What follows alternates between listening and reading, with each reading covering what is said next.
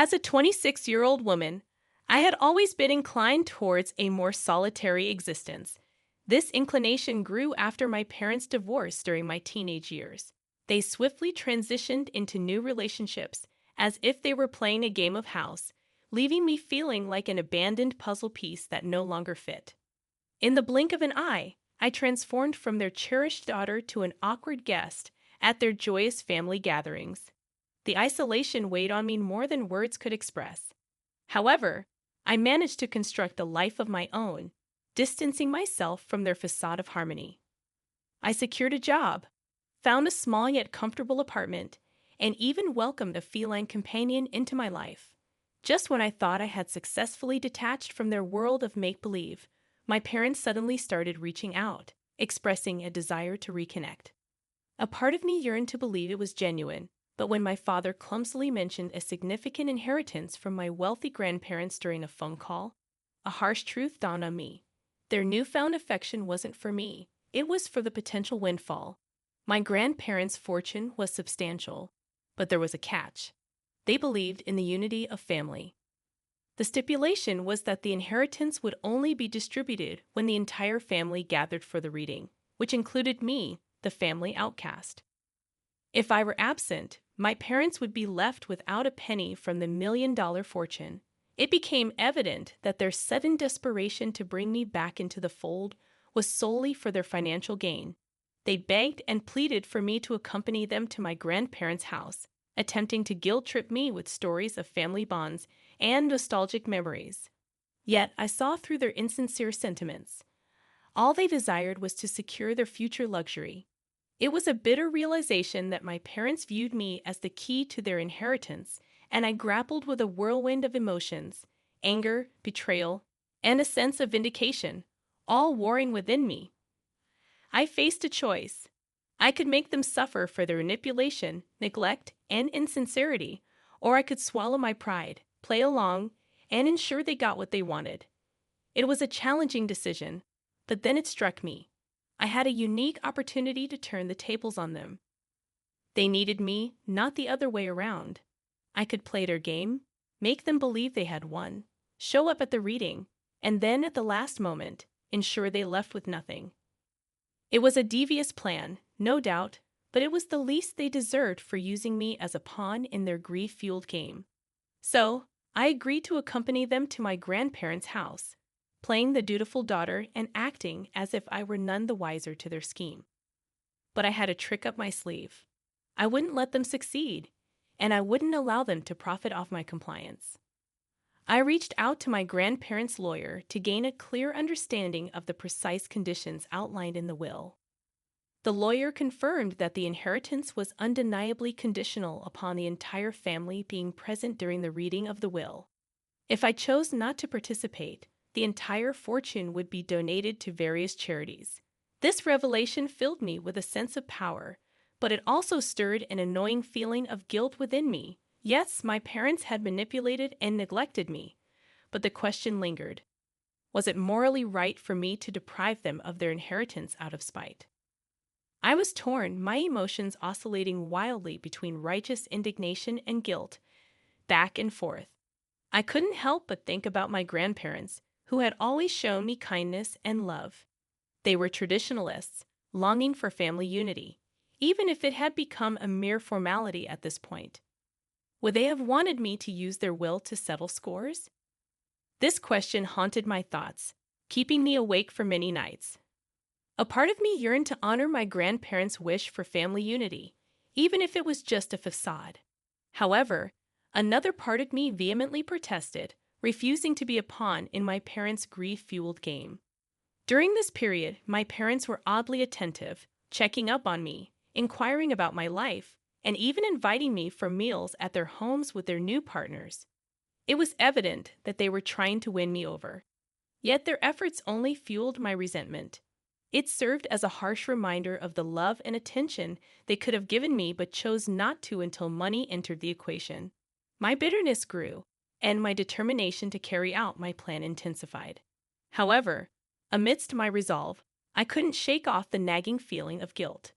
I found myself trapped in a moral dilemma where, regardless of my choice, I seemed destined to be the villain in someone's eyes. After my conversation with the lawyer and my increasing interactions with my parents, I found myself engulfed in a whirlwind of conflicted emotions. To help navigate through this turmoil, I made the decision to seek professional help and began attending therapy sessions. In these sessions, I discovered an outlet for my resentment, hurt, and confusion, hoping to find clarity and peace amidst the storm of conflicting emotions. I began to unravel the depth of my emotions and how they were shaping my choices, particularly during therapy sessions. It was in these sessions that the idea of having a genuine conversation with my parents surfaced. Despite my initial aversion to the notion, I couldn't ignore the possibility that it might provide me with some closure. In addition to therapy, I confided in my closest friend, Leela, who had been my unwavering support throughout this ordeal.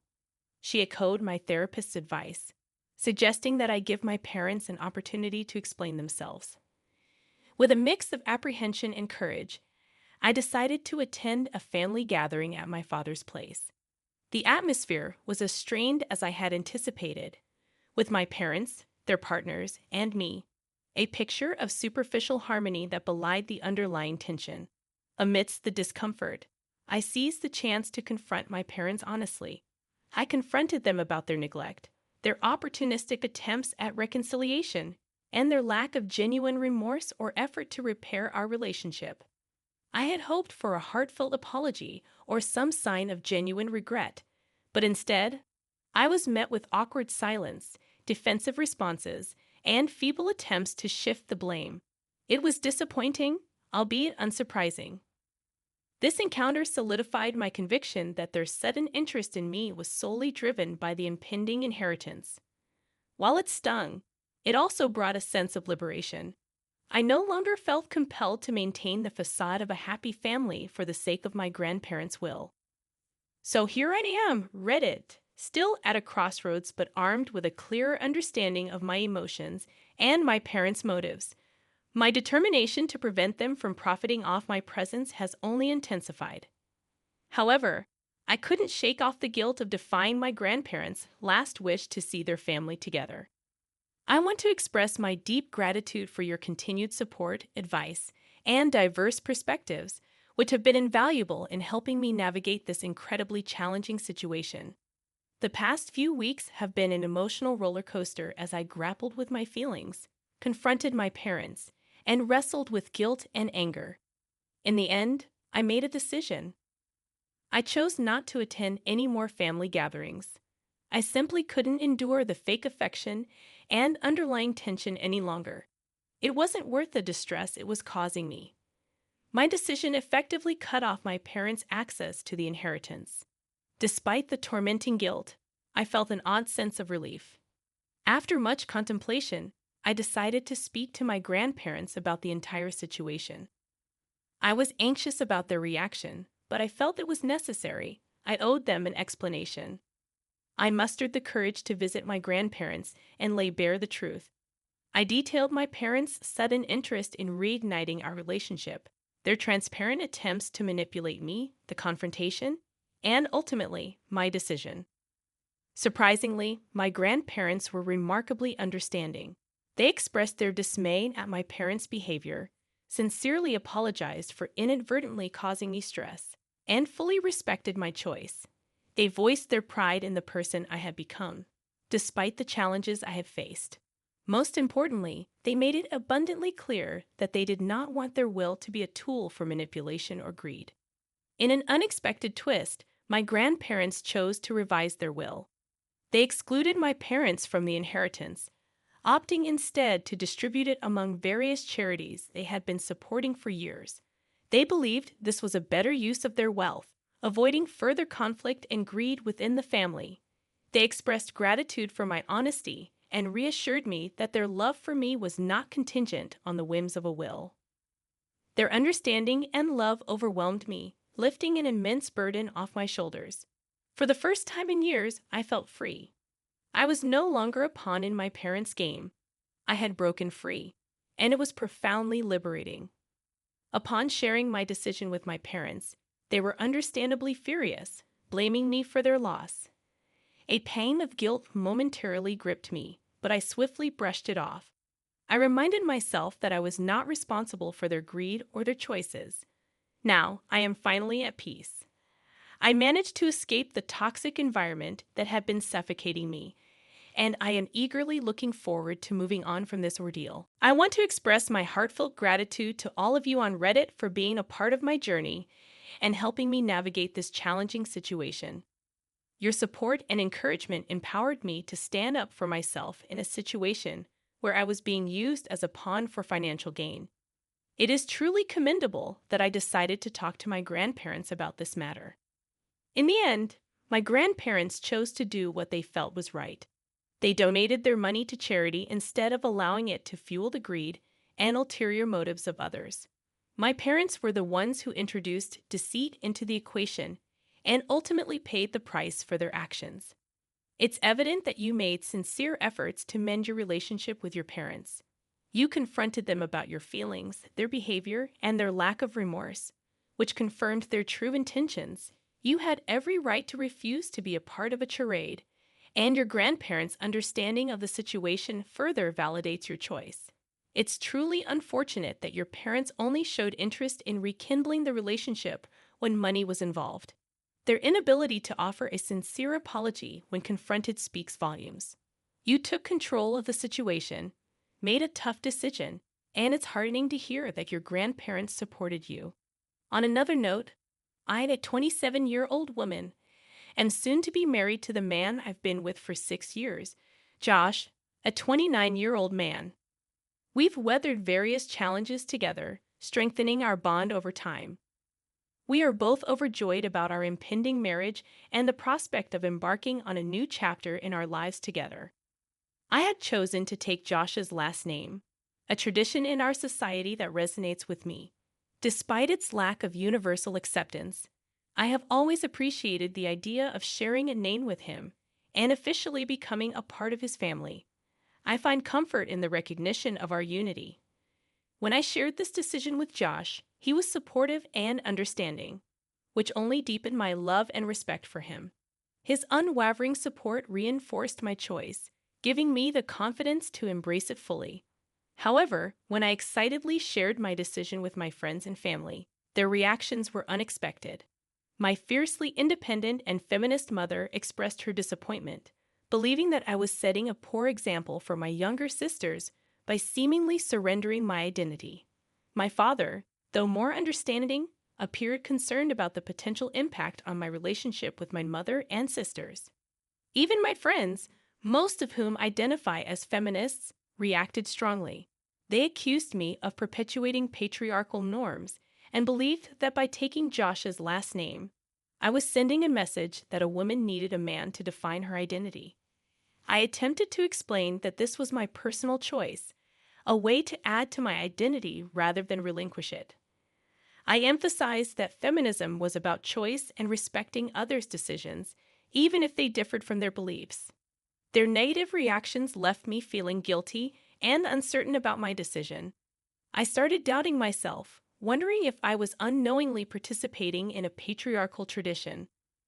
I found myself torn between my personal happiness and the fear of alienating those who mattered to me. Josh, too, was upset about their responses and offered to talk to them on my behalf. However, I felt it was something I needed to handle independently, despite my determination. Despite my conviction, I found myself feeling unheard and confused in the midst of conflicting opinions.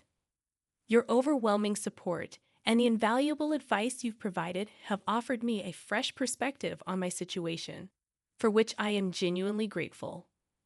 I have always believed in open dialogue as a means to resolve issues, so taking some of your advice to heart, I decided to have a heart-to-heart conversation with my friends and family. I invited them over to our place, hoping that a comfortable and familiar environment would help ease the tension and encourage an open and respectful conversation.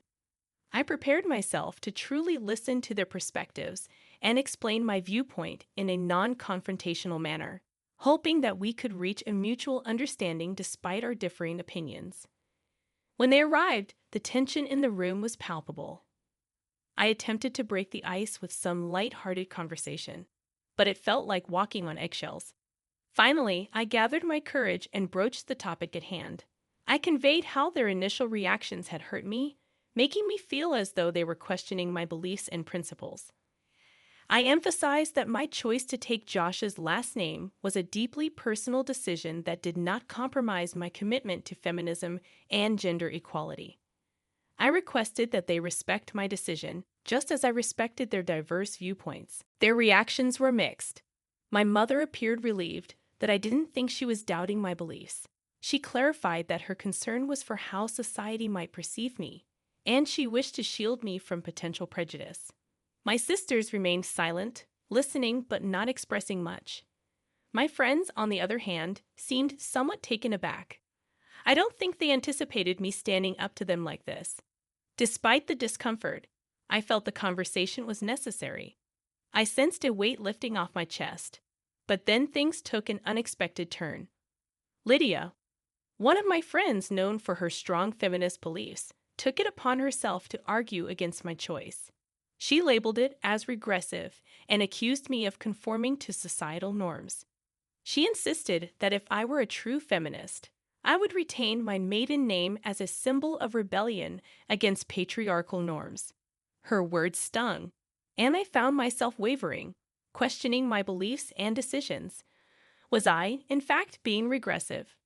Was I unconsciously trying to fit into societal norms? The self-doubt began creeping in again. The rest of the evening became a blur. I felt emotionally drained and exhausted. I excused myself and retreated to my room, leaving them to see themselves out. Josh was incredibly supportive, but I felt as though I had hit a wall. I began to contemplate whether I should reconsider my decision in order to maintain the peace. First and foremost, I want to express my gratitude to all of you for your incredible support and thoughtful advice.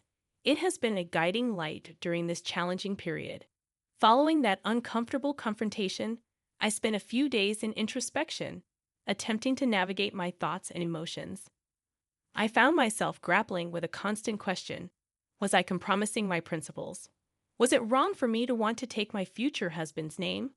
I shared my concerns with Josh, and he, as always, was understanding. He reassured me of his unwavering support, regardless of the decision I made. To gain clarity and a broader perspective, I decided to seek professional help. I scheduled an appointment with a counselor, hoping it would provide the clarity I needed. The counseling session proved to be enlightening. We delved into my feelings, guilt, conflict, and doubts.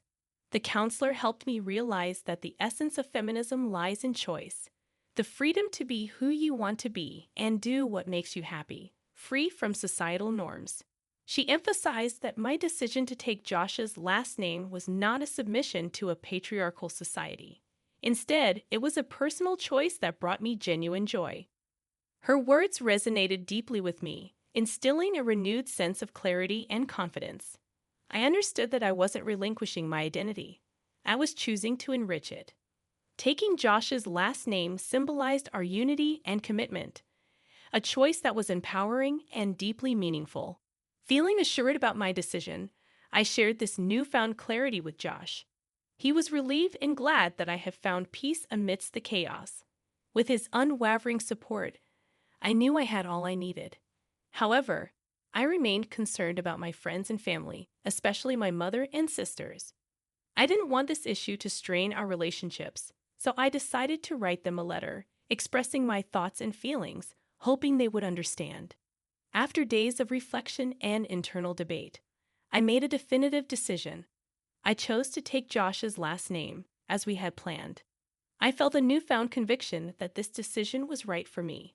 It didn't diminish my identity or beliefs. Instead, it reaffirmed my right to make personal choices and live life on my terms.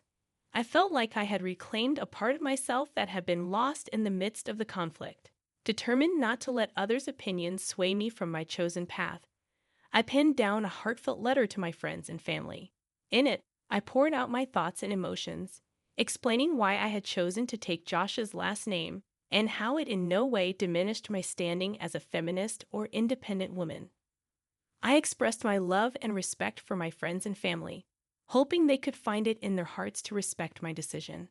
After sending out the letters, I waited with bated breath for the responses. It took a few days, but the responses started trickling in. My mom was the first to call. Her voice was choked up as she apologized for not understanding my perspective sooner. She acknowledged her mistake in questioning my choice and promised to support me moving forward.